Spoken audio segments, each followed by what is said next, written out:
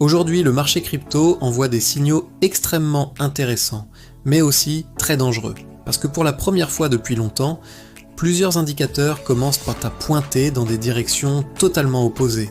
Et quand ça arrive, ça annonce souvent un moment décisif.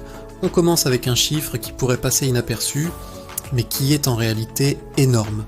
Les ETF Bitcoin Spot détiennent désormais plus de 6,4% de l'offre totale de Bitcoin. Ça représente plus de 86 milliards de dollars. Et ça, c'est un tournant, parce que ça veut dire une chose très simple. Une partie massive du Bitcoin est en train d'être absorbée par des institutions. Moins de Bitcoin disponible sur le marché, ça signifie potentiellement plus de pression à la hausse à long terme, mais ça crée aussi une dépendance. Parce que si ces acteurs décident de vendre, l'impact pourrait être violent. Et justement, un autre signal vient renforcer cette idée de tension. Selon certaines analyses, une partie importante de l'offre de XRP serait actuellement en perte. On parle de dizaines de milliards de dollars underwater. Et ça, c'est un point critique, parce que dans ces conditions, chaque rebond peut devenir une opportunité de vente pour les investisseurs bloqués. Mais pendant que certains actifs sont sous pression, d'autres continuent d'attirer du capital.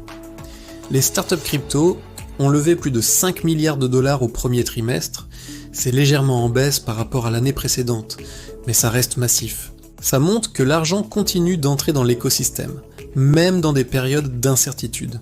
Et pendant que l'investissement continue, les technologies évoluent. Un sujet revient de plus en plus souvent, l'informatique quantique. Certains experts commencent à affirmer que Bitcoin pourrait être exposé à long terme si les systèmes de cryptographie actuels deviennent obsolètes. Alors, est-ce imminent ? Non. Mais le simple fait que ce sujet revienne sur la table montre que le marché commence à penser au long terme. Très long terme. En parallèle, Chainlink fait face à une pression particulière. Des flux importants vers des plateformes comme Binance suggèrent une possible pression vendeuse à court terme. Et ce genre de mouvement est souvent surveillé de très près par les traders. Mais il y a aussi des signaux beaucoup plus globaux et potentiellement beaucoup plus importants. Selon certaines analyses, la demande retail est actuellement très faible, alors que dans le même temps, les flux institutionnels restent solides. Et ça, c'est une configuration assez particulière, parce que ça veut dire que le marché est en train d'être porté principalement par les gros acteurs, pas par le grand public. Et historiquement, c'est souvent comme ça que commencent les grandes phases d'accumulation.